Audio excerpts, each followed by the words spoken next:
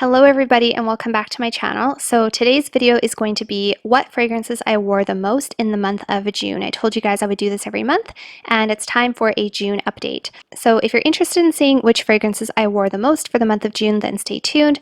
Also, if you're enjoying my content, please make sure to like and subscribe. It really helps support my channel so I can continue to make content for you. And let's get right into the video. Okay, so my first most worn fragrance of June is Chanel Chance Eau de Toilette. And I know it doesn't look like I've worn much of this, but keep in mind that a lot of these fragrances are very new in my collection, and I didn't even really start my perfume journey until early COVID times, like in the beginning of March. So some of these are quite new within a couple of months, and this is one that I've really been loving wearing. Chanel Chance Eau de Toilette is a little bit of a lighter version of the original Chance, obviously, but the notes are also a little bit different. This one has quite a nice, fresh, youthful, kind of a modern vibe to it. It really kind of reminds me of the men's Bleu de Chanel, except it's obviously more feminine and quite a lot lighter. But to me, this has those same kind of really sexy, kind of fresh, classy vibes about it. This is also a really good choice for those really hot summer days or just when I don't know what to wear. This is honestly just such a good go-to when I just don't know what to wear. It works for every day, going to the gym, running errands. Just when I'm not sure what to put on, this is the one that I seem to grab for lately and put on. So this one is Chanel Chance Eau de Toilette. I highly, highly recommend it if you're looking for a very easy go-to daytime fragrance. My second most worn fragrance in June, and you guys might laugh at me, but it is Gold Couture from Juicy Couture. And I say that you might laugh at me because this is one that's very, in my opinion, very juvenile, very young smelling.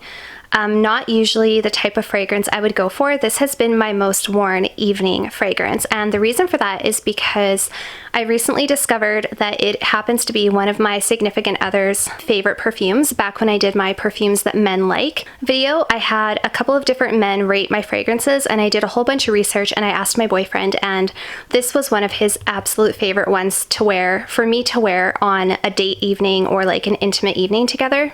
And you guys, I quite like this fragrance in general. This is kind of like an overdose of caramel. This is one of the very few Viva La Juicy fragrances that I can actually wear. This one is definitely a little bit younger, definitely very sweet, very caramel. Doesn't last a really, really long time, but I do like wearing this for certain occasions and certain intimate evenings with my partner. And yeah, this has just been kind of my go-to for the month of June for evenings. My third most worn fragrance of June is Sarah Jessica Parker Lovely, and I talked about this fragrance back when I had done, I think it was an unboxing video like maybe a month ago, and you guys can see how much I have used of this in only a month. I love this fragrance so much, you guys. And when I first got this fragrance, I actually thought that maybe the bottle had gone bad, or maybe it was off, or maybe it was a fake, because I had never smelled Sarah Jessica Parker Lovely before.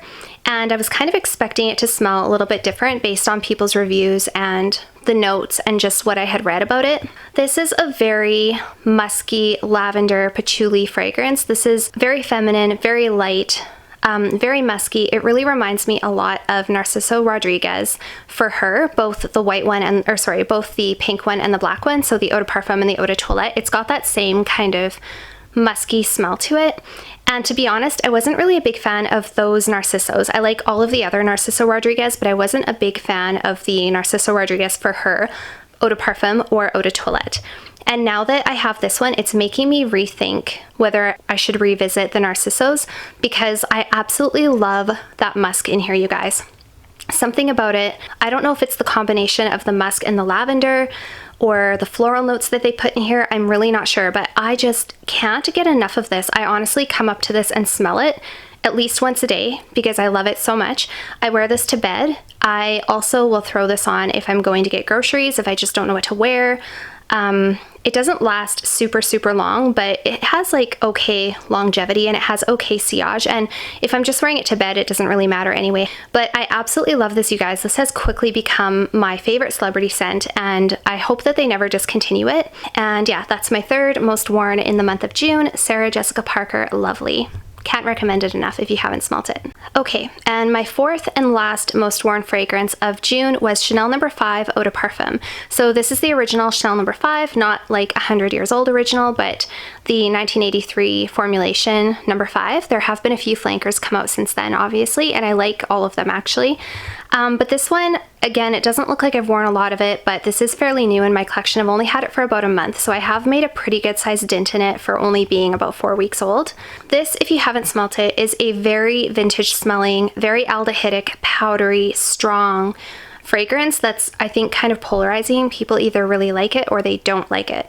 But to me, it has a very vintage, old school, glamorous, old Hollywood kind of a vibe, and that's why I like wearing it. To me, it's almost like pampering myself. It's almost like part of a nighttime routine when I wash my face and I use my favorite toner and my hair is nice and clean and I'm wearing nice pajamas and I'm settling down into bed after drinking a cup of chamomile tea, and I just want to be relaxed and comfortable and feel just feminine and just ready for a really good night's sleep. This is just kind of part of my evening routine. I love spritzing this on myself right before I crawl into bed.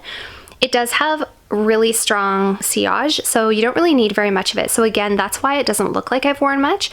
I'll just put 1 or 2 sprays and kind of just walk into it so it's not super strong. And I just crawl into bed and it makes me feel very glamorous, very feminine, and just ready for a really good night's sleep. And I really feel like I'm getting my beauty sleep then, if you want to call it that. So yeah, I just really like the original Chanel No. 5. I know a lot of people are not crazy about it, and it definitely is kind of a love-or-hate thing. This one has quickly become one of my favorite in my collection.